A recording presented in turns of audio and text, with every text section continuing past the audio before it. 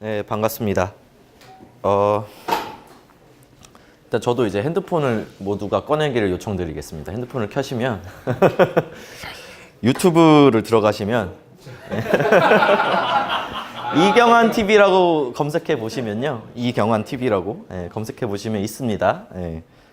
최근에는 의정 활동도 좀 올리고 있어요. 조례 발의한 거, 어떤 조례를 발의했는지 이런 것도 이제 찍어서 올리고 있어서. 근데 이게 다른 분 이경환 색소폰 이런 분 이경환 색소폰은 무시하세요.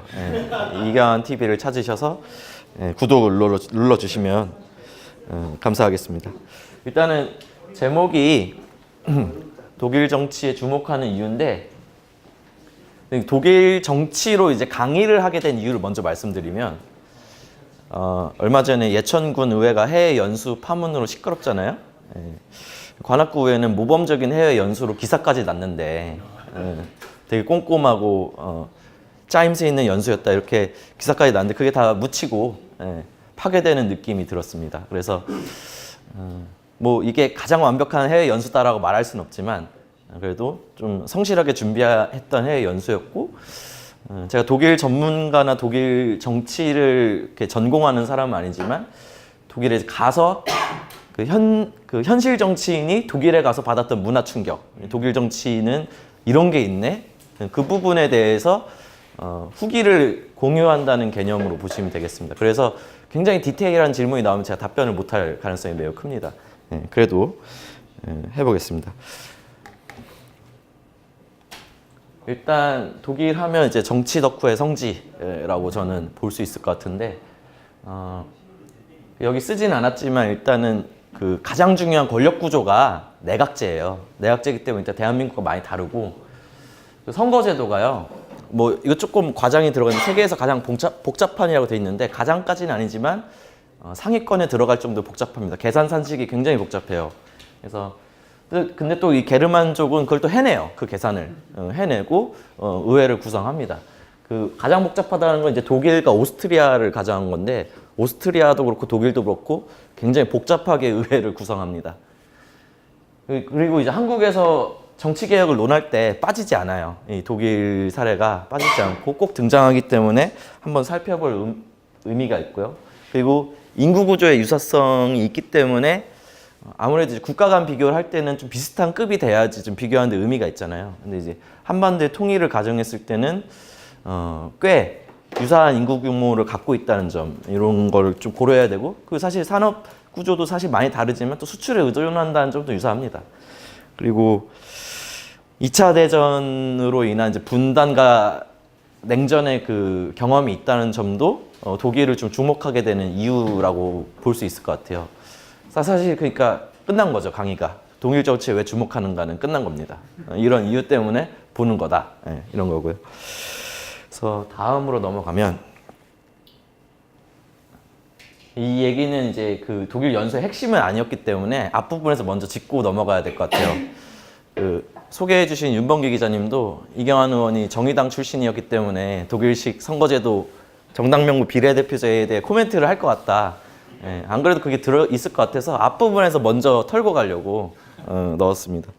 그래서 일단 어떤 제도인지 간단하게 설명을 드리면, 1인 2표제입니다. 그래서 지역구 의원에게 한 표를 행사하고, 정당만 있는 그 투표용지에 정당 한 표에서 한국이랑 똑같습니다. 1인 2표를 행사하고요.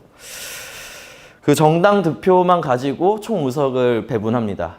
지역구가 299석, 비례대표 의석이 299석, 총 598석의 8석으로 고정돼 있는데, 이것이 변한다는 거를 아실 겁니다. 관심 있으신 분들은.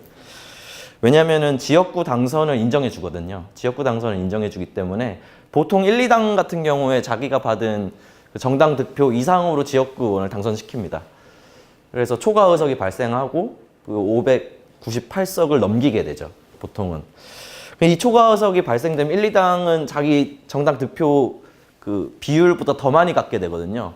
그렇기 때문에 3당, 4당, 5당, 6당에 또 뿌려줘야 됩니다. 이걸 또 보정의석이라고 하는데, 추가 의석이 발생하고 보정의석이 다시 발생하기 때문에 굉장히 복잡해요, 계산을 해보면은. 실제로 데이터를 갖고 계산해볼 시도하면은 잘 안 됩니다. 너무 복잡해서. 이렇게 이제 계산이 되고, 이게 지역구 투표랑 비례대표 투표를 잘 조화시킨 사례로 이제 얘기가 되는데, 제가 생각할 때는 뭐 대한민국도 결국에는 이 방식으로 가야 되지 않는가, 이렇게 생각을 하는데요. 근데 방향은 이걸로 가야 되는데 속도의 문제가 좀 있을 것 같아요. 한국에서 이 독일 모델을 좀 도입하기 좀 어려운 지점이 뭐가 있냐면은 바로 도입하기에 대통령제랑 좀 호응이 안 되는 측면이 하나가 있고, 그리고 그 독일 모델처럼 가려면 의석수나 이걸 늘려야 되는데 이게 이제 정서상 쉽진 않죠. 근데 저는 그럼에도 불구하고 대한민국 국회 의석수가 너무 적기 때문에 인구 규모에 비해 좀 늘리는 개혁을 해야 된다 보는데 어려움이 지금 현재 좀 많습니다. 어쨌든 이건 이제 민주당도 좀 잘 못하고 있는 부분인데, 저는 개인적으로 제도를 연동형을 바로 안 할지라도 의석수는 확 늘리는 방향의 개혁이 되었으면 좋겠어요. 그래서 일단은 병립형이거든요. 대한민국은 비례대표 의석만 가지고 정당 득표를 나누고 지역군 그대로 가기, 소속 1등만 되는 방식으로 가는데, 일단 비례 의석 자체가 너무 적기 때문에 다른 제도적 선택지를 만들기가 굉장히 어렵습니다. 그래서 비례 의석을 확 늘리는 개혁을 한 단계로 가는 게 필요하다. 요게 한 저의 생각 99%고 1% 정도는 그래도 이 기회에 한번 연동형까지 해봐도 좋지 않을까라는 생각은 있습니다. 근데 바로 연동형까지는 못 가더라도 최소한 연동형을 추후에 도모할 수 있게 비례 의석을 이 기회에 늘리지 않으면 언제 늘리겠는가라는 좀 고민이 있어서 의석수 확보가 더 중요하다 이렇게 보고, 특히 비례대표 의석수를 충분히 확보하는 게 이번 그 선거제도 개혁에서 핵심 논의가 되어야 된다라고 저는 개인적으로 생각합니다. 그래서 병립형을 유지하더라도 비례 의석이 많이 늘어나면 추후에 이제 권력 구조를 내각제나 이제 다른 걸 고민한달지 아니면 연동형을 도입할 때 좀 더 스무스하게 갈 수 있어서 좀 2단계 개혁으로 가자라는 좀 점진주의입니다, 저는. 그렇고요. 이 정도면 이제 이 코멘트는 됐겠죠. 이제 해외 연수 얘기로 넘어가겠습니다. 독일로 떠났고요. 관악구에는 작년 11월 5일부터 11월 12일까지 6박 8일간 갔고요. 프랑크푸르트, 프라이부르크, 베를린, 드레스덴 이렇게 갔는데요. 베를린에서 가까운 도시인 비르켄베르데라는 작은 마을을 하나 갔다 왔어요. 여기 써 있진 않은데, 근데 이제 프랑크푸르트에 뭘 봤다기보다는 프랑크푸르트에서 가까운 프라이부르크라는 도시를 갔는데, 여기는 이제 세계 생태주의자와 환경주의자들의 수도이자 성지입니다. 예, 그 녹색당이 집권하고 있는 도시이고, 예, 그리고 정말로 압도적인 그 패시브 하우스랄까, 에너지 절약 정책, 그리고 자전거로 거의 대부분이 해결되는, 대중교통이나 자가용보다 자전거가 훨씬 더 편한 이런 도시인데, 근데 저의 이제 그 발표의 초점은 독일의 이제 정치 구조랑 통치 체제랑 그 독일 정치가 어떻게 구성되는지에 초점이 맞춰져 있어서 프라이부르크 얘기는 좀 많이 넣지는 않았어요. 여기서는. 그리고 베를린 가서는 당연히 연방 의회를 봤고요. 그리고 연방 정치 교육원을 가서 이제 독일 정치에 대해 궁금한 걸 다 물어봤는데 제가 다 준비해 왔습니다. 드레스덴은 이제 통일 문제가 들어가면 드레스덴이 동독 지역이거든요. 얘기를 하겠는데 제가 아파서, 독일 연수장 아파서 저는 드레스덴을 못 갔어요. 그래서 이 부분도 빼는 걸로 하겠습니다. 일단 첫 번째로 얘기되는 게 독일 의회, 연방 하원인데요. 양원제입니다. 상원과 하원으로 구성되어 있는데, 상원은 직접 뽑지 않아요. 그 국민들이. 그 하원을 아까 말한 선거제도로 이제 구성하는데, 하원이 가장 권한이 세죠. 아까 그 의원 정수가 598석이라고 했는데 지금 현재 709석. 그러니까 추가 의석 플러스 보정 의석이 다 더해져서 110 몇 석이 추가된 겁니다. 709석이 되고, 잘 보이실지 모르겠는데 일당이 기민련이라고 그 기독민주당이랑 그 기사련이라고 이렇게 합쳐져 있습니다. 이 두 당인데 여기 합쳐져서 지역구에서 185석을 보이시나요? 185석이 돼 있고, 그 정당 명부는 이제 15개밖에 안 들어가서 200석을 차지하고 있습니다. 이 기민련 CDU, 이걸 이제 독일어 세데우라고 하는데요. 세데우가 1당이고요. 2당이 사회민주당, SPD라고 해서 굉장히 오래된 정당인데, 여기도 독일어로는 에스페데라고 합니다. 그래서 여기는 지역구가 59석, 비례가 94석 붙어서 153석 이런 식으로 구성되어 있고, 진출한 주요 정당인 기민련, 사회민주당, 독일을 위한 대안, 이게 그 유명한 네오나치즘, 파시즘 정당이고요. 자유민주당, 좌파당, 그 녹색당, 동맹 90과 녹색당 연합이죠. 이렇게 돼 있습니다. 그 기사련은 김인영과 이제 연대하는 정당이고요. 이 김인영과 기사련 관계를 아셔야 되는데 그 기독교 민주당이랑 기독교 사회민주 연합인데요. 세데우랑 그 CSU 얘네가 연합해서 그 의회를 구성하는데 뭐 이런 식이에요. 우리나라로 쉽게 설명을 드리면 더불어민주당 있잖아요. 더불어민주당 전국에서 후보를 내는데 호남만 민주평화당 후보를 내는 거야. 그리고 동맹을 맺는 거예요. 그러니까 예를 들어 호남에서는 더불어민주당 후보를 안 내. 대신 민주평화당만 후보를 내는 거죠. 그리고 국회에 들어가면 거기서 이제 교섭단체는 같이 구성하는 서로 이걸 양해를 해줍니다. 그래서 그 기사련만 출마하는 그 주가 있는데 검색해 보셔야 돼요. 저도 못 외워왔어요. 그 특정 지역만 기사련이 출마하고 서로 양해를 그 취합니다. 일본도 비슷하게 예? 동독 쪽인 건 아니죠? 동독은 아닌 걸로 알고 있어요. 예. 바이에른이었나? 제 기억에 아무튼 그렇습니다. 그래서 연합이 되어 있다. 그리고 이제 내각제니까 그 단독 과반이 없잖아요. 지금 제1당이 709석 중에 200석밖에 안 되니까. 그러니까 이제 연합을 해서 과반을 점하고 그 총리를 선출하죠. 그 총리가 이제 실질적인 그 통치권을 갖고 있고요. 지금 어디가 연정하고 있나요? 대연정이라고 해서 1, 2당이 연정하는 경우를 대연정이라고 하거든요. 네, 그래서 그 김인영과 사회민주당이 연정을 하고 있습니다. 네. 그래도 과반이 안 되죠 지금. 그래서 다른 데가 더 붙어 있는 걸로 아는데 그건 좀 찾아봐야 될 것 같아요 저도. 그 독일 연방의회에서 이제 만난 거는 사회민주당 2당이죠. 사회민주당의 하이케 베렌스 의원을 이제 만났었는데 이분이 어떻게 의원이 된 날 좀 살펴보니까 1988년에 입당하시고 89년 1년 후에 시의원이 되셨어요. 네. 그 바덴부르텐베르크라는 주가 있는데 독일은 연방 국가거든요. 각 주가 굉장히 강한 독자적인 국가 수준의 권한을 갖고 있는데 이 주에 주도가 있어요. 주도에 시의원을 하셨고요. 2014년에는 연방 하원 선거에 당선돼서 이제 국회의원이 되신 거죠. 그래서 굉장히 오랫동안 활동하신 분인 거죠. 그래서 제가 그 독일 연방의회 홈페이지를 가서 이분을 찾아봤어요. 굉장히 흥미로운 게 연방 하원 들어가서요. 이 의원을 찾으면 이렇게 뜹니다. 안건 반대, 안건 반대, 안건 찬성, 안건 반대. 그 세 가지가 있어요. 찬성, 반대, 기권이 있는데 모든 날짜까지 다 나와 있습니다. 언제 무슨 안건에 대해서 찬성했는지 반대했는지가 다 기록이 남아 있어요. 이게 그 하원, 그 독일 연방 하원 홈페이지에 모든 의원의 이 기록을 다 남깁니다. 이런 식으로 되어 있는데 한국에서는 좀 상상할 수 없는 투명성이에요. 왜냐하면 제가 관악구 의회에서 활동하고 있는데 뭐 국회도 거의 마찬가지지만 대부분이 만장일치로 통과됩니다. 안건에 대해서.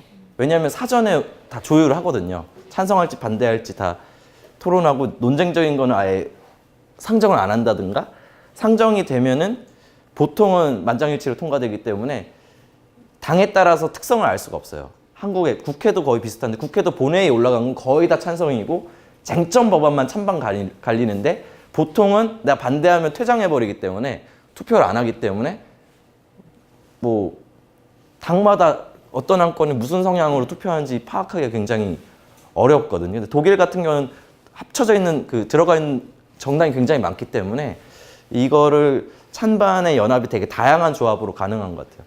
대한민국은 이제 주로 양당이 굉장히 강하고 3당, 4당이 굉장히 적기 때문에 그리고 또 합의제 문화가 굉장히 강해가지고 그 투표에 있어서 그 정의당 의원이 있어요. 관악구 의회에도 정의당 의원이나 저처럼 민주당 의원이나 안건에 대한 찬성 반대는 다 똑같이 나옵니다.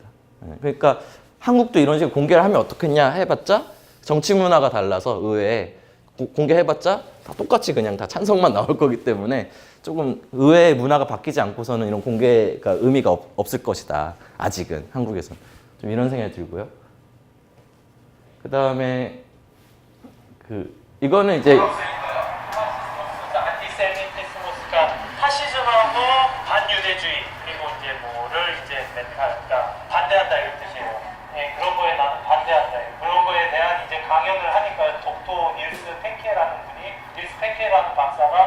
11월 10일 날 토요일 날 16시간 여기서 이제 장소에서 이게 무슨 말이냐면은 독일 이제 프라이부르크를 돌아다니다가 차 없는 도시 보봉이라는 데를 갔어요. 도시에 차가 안 다니는 도시. 차 없는 도시 보봉이라는 걸 갔는데 이제 보봉 외곽이어서 여긴 차가 다니는데 어쨌든 돌아다니다가 제가 혼자 셀카를 찍으면서 막 돌아다니다가 뭐 이 신기하잖아요. 이런 게 붙어 있는 게 뭐냐 이렇게 물어보니까 통역사가 나는 나치즘에 반대한다라는 교육을 이 자리에서 열 테니 몇 월 며칠 열 테니 모여라. 내가 이런 교육을 하겠다라는 걸 붙여놨다는 걸 설명해 주셨어요. 그래서 제가 선거판 일반화를 해보면 아, 독일에서는 이런 정치적인 주제로 풀뿌리 지역 주민 모임이 굉장히 잘 돼 있구나라고 한 건의 사례를 갖고 제가 좀 일반화를 하는 독일은 좀 그런 시민의식이 좋구나 이렇게 함부로 이제 추정을 해볼 수 있고요. 하나의 이제 예어죠. 그리고 이제 독일 연방정치교육원을 이제 갔어요. 여기서 이제 독일 정치 문화에 대해서 굉장히 많은 질문을 제가 했고, 이제 몇 가지 들은 얘기를 이제 여기서 썰을 풀려고 하는데, 요 분이 이제 강사로서 해주셨고, 여기 뒤에 나온 거는 연방 하원이 아닌 상원의 구성 그림입니다. 잘 안 보이겠지만, 어떻게 그 색깔별로 당이 어떻게 구성되어 있는지가 나와요. 요건 이제 뒤에서 제가 따로 더 보기 좋게 보여드리겠습니다. 질문했던 걸 이제 주로 좀 많이 얘기를 드리려고 하는데 아까 소리는 잘 들렸죠? 네. 예. 타당원이나 당에 가입되지 않은 사람이 정당원이 아닌 사람은 그 당의 일에 들어갈 수 있어요. 할 수가 없는 겁니다. 정권은 국민에게 주장하는 슬로건이 있습니다. 이런 주장이 강해요. 한국에서. 독일이 그렇게 안 하고 있다 하더라도 그런 주장을 하는 사람이 있을 수 있잖아요. 독일 내에 그런 주장이 많이 올라오고 주는 것이 아니고요. 관심이 있는 정당에 누구나 들어갈 수가 있다는 거예요. 그러니까 원하는 사람은 당에 들어가면서 그 당에서 목소리를 내고 활동을 하기 때문에 자기가 지지하는 정당에, 자기가 지지하는 후보가 있는 정당에 들어가서 활동을 하고 그렇게 돼요.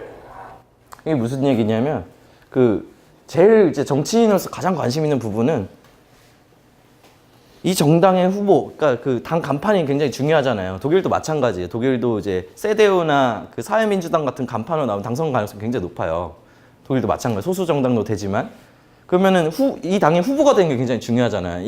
이 과정이 공천인데 한국 같은 경우는 공천권을 국민에게 주자라는 주장이 되게 광범위하게 있다고요. 그러니까 그 정당에서 정하지 말고 일반 시민들도 좀 이 당의 후보 선출에 좀 개입하고 싶다. 이런 의견이 굉장히 강해서 한국은 이런 게 거의 슬로건으로 내세운 정당도 있었다. 자유한국당이죠. 독일은 그런 주장이 없느냐라고 물어본 거예요, 제가. 처음에 질문은 독일에서는 후보를 어떻게 뽑느냐 이렇게 하는데 당원들이 그냥 뽑는다고 하더라고요. 후보를 당원들이 그냥 정한다. 저기는 특정 정당의 그 분이 아니라 독일의 이제 연방정치교육원의 이제 강사님이시니까 모든 정당에 해당되는 얘기를 하시는 분이에요. 당원이 그냥 뽑는다는 거예요. 그래서 독일에선 공천권을 국민에게 주자는 주장이 안 올라옵니까? 라고 여쭤보니까 그런 건 없다. 그래서 고개를 내저어지면서 마치 제가 질문한 제가 바보가 된 기분이 들면서 뭐라고 답변하시냐면 그 당에 가입해서 당원이 되면 되지 않느냐. 왜 당원 아닌 사람에게 그걸 주느냐라면서 이해할 수 없는 표정을 이제 지으시는 이런 거죠. 그래서 그 당의 후보 선출에 당신이 개입하고 싶고 영향력을 끼치고 싶으면 그 당에 들어가서 당원 가입을 해라. 이게 이제 저분의 답변입니다. 그러니까 또 의문이 올라오죠. 그렇게 당원 가입을 해서 그러면 한다고 쳐. 그러면 이 당도 가입하고 저 당도 가입하고 한국에서는 이중당적이 금지돼 있잖아요. 이 질문이 당연히 자연스럽게 따라 나오게 돼서 다음 거를 보면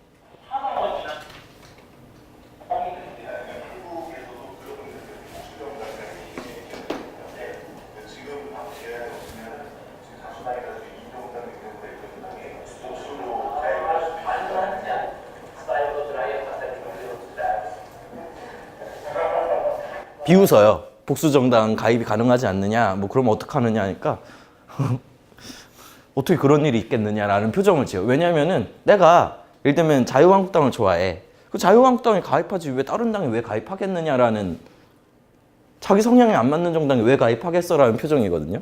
그러니까 계속 물어보니까 독일에서는 이중정당을 금지하고 있지도 않고 그냥 자기가 성향 맞는 정당에 들어가서 활동한다는 거예요. 그래서 내가 딱 느낀 게 우리나라 같으면 공천권에 영향을 끼치기 위해서 저당에도 가입해서 뭐 내가 진짜 좋아하는 정당 위에 역투표를 한다든가 역선택을 한다든가 이런 식을 생각하잖아요. 근데 독일 정치는 그냥 저분의 반응을 봤을 때는 그런 반칙을 생각할 줄 몰라요.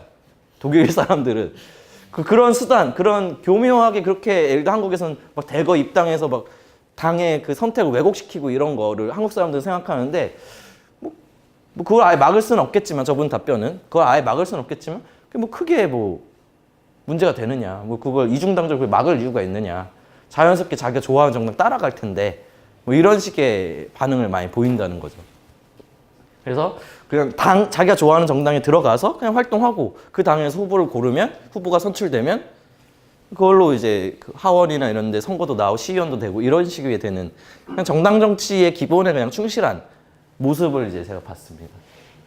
그리고 지방의회를 좀 봤는데요. 제가 지방의원이니까 대부분이 명예직이에요. 월급을 받지 않습니다. 월급을 받지 않고 독일은 이제 가장 조그만한 그 지방의회 단위가 이제 게마인데라고 하는 조그만한 그 우리나라 좀 기초자치단체, 지금 기초의회에 해당되는 그 이것이 있는데 여기는 월급 받지 않고 명예직으로 다닙니다. 그냥 자기 생활 끝나면 회의를 제가 일하는 구의회나 시의회 이런 거 회의가 아침 10시에 열리거나 오후 2시에 열리거나 그냥 국회랑 똑같이 전업이니까 전업 정치인이니까 그렇게 하는데 여기는 자기 직장이 다 있어요.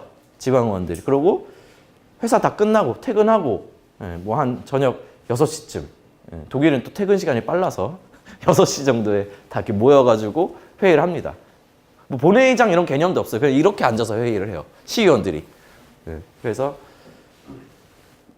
다만 그 독일은 내각제적 특성이 있어서 지방의회도 그러니까 지방의회도 한국스러운 지방의회가 있고 좀 다 다른데 내각제적 특성이 있어서 시의원 중에 뭐 내가 어떤 민원 처리 부의 장을 맡았다. 과장 같은 거 했다. 국장이나 이런 걸 하면 그건 또 월급을 받습니다. 그러니까 의원 중에 그걸 맡는 사람들이 있어요. 그런 분들은 이제 유급으로 이제 하고요. 그리고 이거 잘못 표시했는데 연방의회는 유급제를 실시가 아니라 주의회입니다. 게마인드는 기초고 주의회는 광역이라고 볼 수 있는데 주의회는 유급제를 실시합니다. 그러니까 아주 기초 레벨은 명예직인데 주 단위의 의회만 돼도 유급제가 이제 실시되고 있고 부서장이나 뭐 그러니까 시나 뭐 어떤 그 주에서 뭘 맡았다 자기가 뭐 장관이라고 할 수는 없고 그러니까 자치단체니까 과장 정도 맡았다면 그 과장으로서 일을 합니다. 그분은 전업으로 이렇게 되고요. 연방 상원을 좀 보시면은 69석인데 상원 의원을 직접 뽑을 수 없어요. 미국 같은 경우는 상원 의원 선거도 하고 하원 의원 선거도 하고 선거 주기가 다 다르고 이런데 독일 같은 경우는 상원은 그냥 그 주에서 파견합니다. 주에서 그냥 몇 명을 보내는데 3인에서 6인을 파견하는데 그럼 막 보내냐? 예를 들면 주 총리라고 있어요.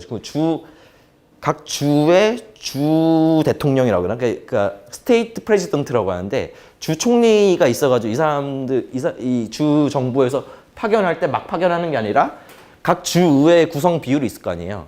정당 비율.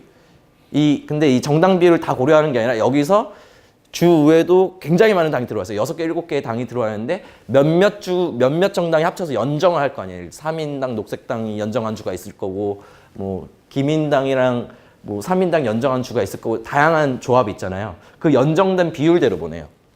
각 주별로. 그래서 뭐, 까만색 요게 이제 기독민주당인 거고, 빨간색이 사회민주당인 거고, 그 비율대로 보냅니다. 연정 비율대로.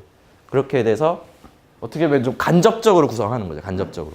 인구 규모에 맞춰서 3인에서 6인 정도에 보내고 요 각 주와 관련된 그 권한이 그렇게 크진 않은데 각 주의 어떤 재정에 영향을 미친다든가 어떤 입법에 영향을 미칠 때는 거부권은 행사 가능합니다.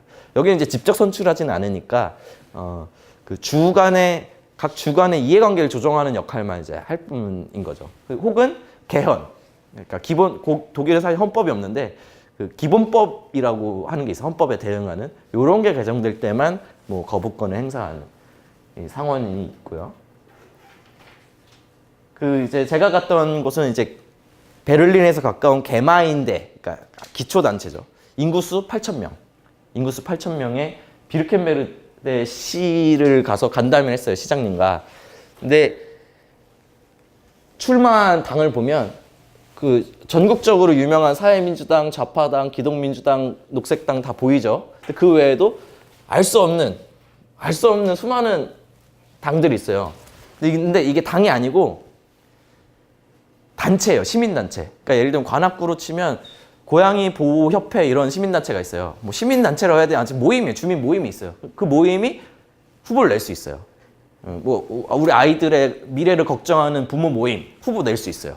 예. 그러니까 정당이어도 되고 정당이 아니어도 후보를 낼 수 있어요. 예. 예. 그냥 개인과 소속으로 등록하는 거야 선관위에. 예. 그 여기는 우리나라처럼 독일 같은 경우는 정당 등록제가 없기 때문에 그냥 정당이라는 개념이 명확하지 않아요.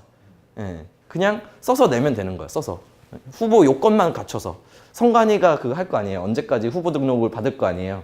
그럼 내면 되는 거예요. 그래서 쫙 당선 목록이 쫙 나와요. 이게 비르켄메르테 시의 그 시의원 선거 결과하고 보면 그 제일 큰 독일에서 가장 일당이었던 기독민주당 세데우가 2명 당선돼요. 2명. 득표율이 11%. 2명 당선돼요. 사회민주당 3명 당선돼요. 그 외에 알 수 없는 수많은 거고 시장이 있을 거 아니에요. 시장 선거는 여긴 따로 하는데 재밌는 거는 독일이 내각제지만 지방정부도 다 내각제가 아니거든요. 여기는 시장을 따로 뽑아요. 내각제면은 이 의원 중에 한 명이 시장이 돼야 되는데 시장을 따로 뽑는데 시장이 소속된 당이 이거예요. Bürger in Volks. 그러니까 뭐 인민의 그 시민 참여당 같은 거예요. 우리로 치면 시민 참여 모임이에요. 시민 참여 모임인데 국민 참여당, 국민 참여 모임인데 여기서 1명 당선됐거든요. 근데 이 사람이 시장이에요. 그러니까 이 사람이 아니라 요 시장도 여기 소속이에요. 시장도. 네, 그럼 어떻게 이렇게 조그만한 데서 어떻게 당선이 됐느냐 이러니까 일단 인구수가 8천이라는 걸 감안하더라도 젊고 소수 정당이니까 뭔가 개성 있을 것 같아서 사람들이 나 뽑아주는 거 아니었겠냐라고 시장이 말을 해요. 그러니까 상상이 안 되죠. 한국에서는 전국 정당도 아니고 그냥 알 수 없는 이 지역에만 있는 단체일 수도 있는데 물론 이 단체가 독일의 뭐 민병 같은 걸 수도 있어요. 그러니까 단체나 정당 개념이 약하기 때문에 어쨌든 당선이 됐어요. 4.9%밖에 못 받는 당인데 이 당에 소속된 사람이 당선이 돼요. 그리고 대한민국 같은 경우 국회로 치면은 의원 수 20명 모여야지 교섭단체가 돼서 뭐 권한이 많아지잖아요. 의회 운영에. 여기도 교섭단체가 있어요. 시의회. 교섭단체가 있는데 교섭단체 요건이 별거 없어요. 그냥 자기네끼리 뜻이 맞는 것끼리 몇 개가 뭉쳐가지고 교섭단체를 꾸리는데 뭐 알 수 없는 몇 단체 모여서 5명이 모여서 교섭단체. 좌파당, 녹색당 뭐 어쩌고저쩌고 모여서 교섭단체. 5명. 5명으로 된 교섭단체, 5명으로 된 교섭단체. 그 다음에 사회민주당. 셋이서 3명 당선됐으니까 하나의 교섭단체. 그리고 여기가 이제 그 시장이 소속된 베르거 인 폴크스 이 국민참여당 여기가 포함된 교섭단체. 그리고 기독민주당이 있는 교섭단체 이렇게 있어요. 이 교섭단체가 독일어로 그 팩션이라고 해서 분파라는 뜻이에요. 분파. 그냥 파벌이에요. 파벌로 이렇게 존재하고 있고. 그러니까 조그만한 이 시에 다 명예직인데 지네끼리 몇몇 단체끼리 모여가지고 동아리를 만들어서 파벌을 형성해서 5개의 교섭단체 모여서 활동하고 시장은 엄청난 소수파예요. 제1 교섭단체도 아니에요. 그럼 어떻게 그러면 시 운영을 하냐 하니까 그냥 그때 정책별로 그냥 표결한다. 상상이 잘 안 되는 이게 어떻게 운영이 되는 건지 이해가 잘 안 되는 그런 모습을 봤습니다. 5분 내에 정답. 예. 이번에는 그 연방의회 간담회 하고 그 연방의회 옆길을 걸으면서 했던 얘기를 잠깐. 약간 전국 규모의 어떤 뭐라고 해야 되나 지신이 정권 정치 이런 게 애초에 탄생할 수 있나 싶어요. 왜 이재명 같은 케이스 있잖아. 그냥 기초 단체장이 전국적으로 유명해진 케이스가 있는데 독일도 그런 케이스가 있겠지. 그냥 어디 주나 시의 시장인데 메르켈은 어떻게 돼? 그러니까 독일이 이렇게 지방자치가 잘 발달돼 있고 각 그 명예직인데도 막 그 교섭단체를 만들고 이렇게 다양한 정당이 들어와 있잖아요. 그러면은 이런 기초의원이나 주의원을 하다가 전국 지도자로 될 수 있을까 이렇게 흩어져 있는데 이런 질문인 거예요. 풀뿌리 그 활동하는 정치인이 그 전국적인 지도자로 어떻게 성장할 수 있겠는가 뭐 이런 질문을 이제 저의 동료인 주무열 의원이 해주셔서 뭐 이재명 같은 케이스도 한국에 있지 않냐, 그냥 기초단체장인데 전국적으로 유명해진 케이스니까 독일도 그렇지 않겠냐라고 그냥 해봤고, 저 때는 사실 답을 모르고 갔는데 돌아가서 이제 좀 찾아보니까 지금 세데우 당대표, 그러니까 독일의 제1당 기독민주당 당대표가 크랑프 카렌바우어가 얼마 전에 당대표로 선출이 됐는데, 이분이 자를란트 주의 주 의원, 그전에는 시의원 하다가 올라온 케이스예요. 예, 주 총리를 했어요. 그러니까 이거는 이제 주 의원 중에 그 총리 역할을 맡은 사람이 된 거죠.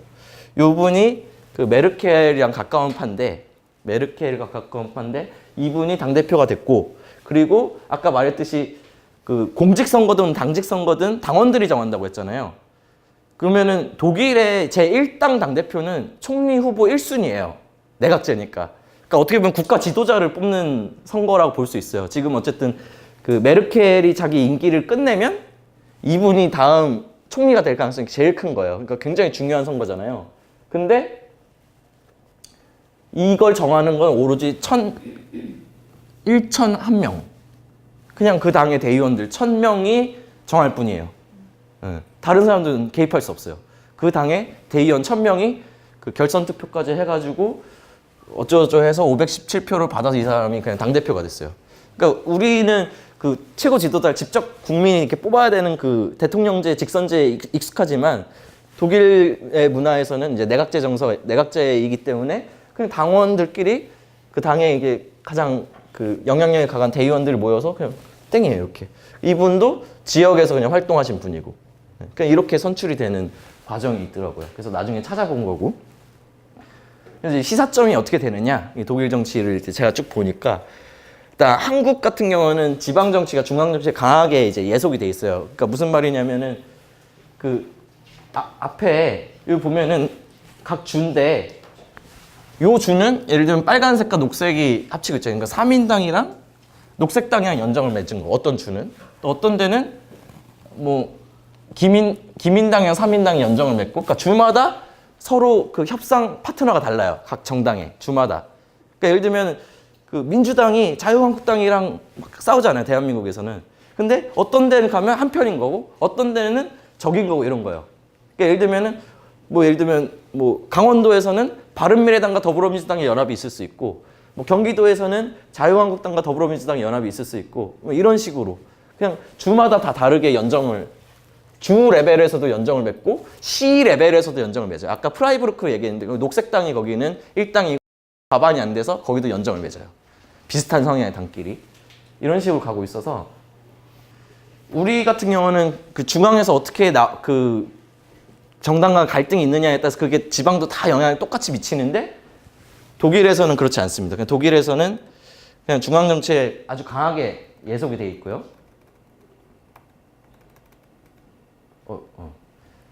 소수 정당 후보의 당선, 여긴 다 한국 얘기입니다. 한국에서는 소수 정당의 당선 굉장히 이례적이지만, 아까 뭐 비르켄베르데 시의 예를 봤지만, 뭐 전국 정당도 아닌 그냥 어떤 시민단체 같은 주민 모임의 후보로 나왔는데 시장이 돼요. 그런 게 가능하고요. 한국에서는 이례적이지만. 그 다음에 우리나라 같은 경우는 당원 가입이라는 거, 정당에 가입해서 활동한다는 거 좀 심리적 저항감이 있어요. 아무래도 뭐 이렇게 어떤 당의 당원이다 하면 막 색출당해서 불이익을 당할 것 같은 그 정서 있죠. 근데 독일은 그냥 그게 너무 자연스럽고, 이중당도 이런 규제도 없고 활동하는 거예요. 그러니까 약간 제가 보기에 독일이라는 게 정당이 어떤 제도화된 개념이 아니라 모임이 당인 것 같다는 생각이 들었어요, 독일은. 그렇게 해서 제일 큰 모임이 기독교 민주당인 거지, 세데우. 이렇게 되어 있는 거고요. 그리고 우리나라는 공천권에 대한 개방 요구가 굉장히 강하죠. 이거는 아마 당원 가입이 굉장히 어렵기 때문에 심리적인 저항감이 있는데, 근데 또 선거를 하니까 그 관심이 있잖아. 그 어느 당이 무슨 대통령 후보 된다 하면 개입하고 싶잖아요. 그러니까 이게 강해지고. 그리고 그래서 우리나라 같은 당대표 선거나 얼마 전에 민주당이 당대표로 이해찬 후보를 선출했는데 다 일반 여론조사는 이게 좀 많은 비율은 아니지만 좀 들어가거든요. 우리는 이게 보장이 돼 있죠. 근데 이제 이거랑 비교했을 때 독일은 다 반대의 상황이잖아요. 그래서 결국은 정당이 가장 중요한 기능은 제가 생각할 때는 정당이 그 존재하는 이유는 좋은 후보를 상품을 내놓는 거예요. 아무래도 정당의 추천을 받은 후보가 당선 가능성이 높기 때문에 괜찮은 사람을 그 출시하는 거예요. 그 품질을 평소에 검증한 게, 그러니까 시장으로 치면은 제품이 후보고 이 제품의 품질 검사를 하는 게 이제 정당의 역할인 거고, 이거를 잘 해줘야 되는 거고, 문제가 있는 후보들은 걸러주고 이렇게 돼야 되는 거잖아요. 근데 우리나라는 좀 이런 조건이 있기 때문에 아무래도 정당이 본연의 기능, 후보를 발굴해서 선거에 출마시킨다라고 하는 이 기능이 좀 약화되어 있고, 한국 같은 경우는. 그러다 보니까 정당이 책임지고 이렇게 하면 그 잘못 후보 공천하면 정당이 욕을 많이 먹는 부분을 어느 정도 면피할 수 있는 면도 있어요. 왜냐면 여론조사상 예를 들면 당심은 뭐 A라는 후보가 더 셌는데 민심, 그러니까 여론조사는 B라는 후보가 더 세다. 이렇게 해서 그 당을 냈는데 이기면 상관이 없는데 지면 그 누구 탓이냐 그랬을 때 그냥 시민들 탓이었다 이러고 뭐 당대표에 대한 책임을 묻기도 어렵고, 예를 들면 더 상상해 보세요. 예를 들면 더불어민주당이라는 당이 다음 대통령 선거 그 총선에 모든 후보를 여론조사로만 그 골라가지고 공천을 한다고 쳐보세요. 그리고 선거에서 만약 대패했다. 그 이해찬 당대표 책임인가? 좀 말하기 좀 어려운 면이 있죠. 약간 책임이 좀 어려워지는 부분이 있고, 또 이제 독일과 이제 좀 가장 대비된 게 그 중앙정치 예속이 강하다고 했잖아요. 지방정치가. 그러니까 좀 다양성이 이제 부재하게 되는, 독일 같은 주별로 다양한 연합이 가능한데 좀 없는 게 좀 한국과의 차이가 아닌가. 그래서 이제 제가 하고 싶은 얘기는 독일이라는 그 모델과 이게 역사가 다르기 때문에 그대로 이식해 올 수는 없는데, 제가 받았던 문화 충격을 공유한다는 차원에서 좀 한국 정치 어떻게 가야 될지를 좀 시사점을 그냥 한번 던져보는 차원에서 이제 강의를 마무리 지겠습니다. 네, 감사합니다. 네, 앉아주시고요. 네. 일단은 그 안건별로 아까 투명한 결과를 공개하는 게 되게 큰 변화가 될 것이라는 그 동의하는데, 지금 현재 정치 문화로는 공개해봤자 차이가 없어요. 모든 의원이 다 똑같은 결론을 낼 거기 때문에 대부분이 당론이랑 같은 얘기 된다면 뭐 당론이 문제가 아니라 당론 때문에 그런 게 아니고요. 그 어떤 안건에서 사전에 다 조율해서 통과될 것만 올려요. 한국 정치는 그렇기 때문에 찬반이 나뉘지가 않는 거예요. 네, 그렇기 때문에 당론의 문제는 아니에요. 그러니까 정당 때문이 아니라 이 우리나라의 의회 운영 그 방식이 통과될 것만 상정시키고 통과 안 되는 거 계속 계류되고 물밑 작업하고 이게 문제이기 때문에 좀 다른 거예요. 그 다음에 그 아까 뭐 당원 가입할 그 메리트 없다. 그 맞아요. 그 우리나라는 당원 돼봤자 뭐 어떤 강력한, 여기는 1000명이 당대표, 그러니까 총리가 될 수 있는 사람 뽑잖아요. 근데 우리나라는 당원 돼봤자 뭐 동원만 되지 뭐 권한이 없으니까 당원 가입할 유인도 없는 거 굉장히 이제 공감하고요. 그 다음에 인재풀, 도덕적으로 훌륭한 정치를 뽑아내야 되는 이건 독일도 잘 못할 것 같은데 어쨌든 어려운 문제라고 생각하고, 독일의 어떤 특성을 배워야 되면 아래로부터 이렇게 튼튼하게 쌓여가는 그 문화, 이런 거는 좀 배워야 된다. 제도를 떠나서 좀 토양과 문화를 그렇게 생각하고, 정파 등록제는 저도 찬성하고요. 그리고 뭐 연대협약 계약 얘기는 잘 모르겠어서 제가 넘어가고, 그다음에 독일의 선거관리위원회 얘기하셨는데 제가 알기로 독일 사례인지는 잘 이거 많이 안 여쭤봤는데 유럽의 대부분 국가 선관위가 따로 없는 걸로 알고 있어요. 그냥 투표용지를 정당이 각자 만들어요. 각자 만들어서 그냥 자기네들이, 그러니까 뭐냐면 우리처럼 제도화돼 있지 않아요. 정당과 선거라는 게 그냥 그 다 수기로 하고 다 그렇기 때문에 그냥 동네에서 모임이 그냥 큰 모임이 그냥 큰 당이고 이런 거예요. 동아리 회장 뽑기. 예, 그렇게 하기 때문에 그 뭐 다 그냥 여러분이 참가해서 조율하고 이렇게 가는 거여서 제가 알고 있는 선관위가 특별히 어떤 그런 하는 거 없고 그냥 당선되면은 그 주고 이렇게 되는 걸로 저는 알고 있습니다. 신뢰에 기반이 예, 갖춰져 있는. 예, 이 정도로 마무리하죠. 네, 감사합니다.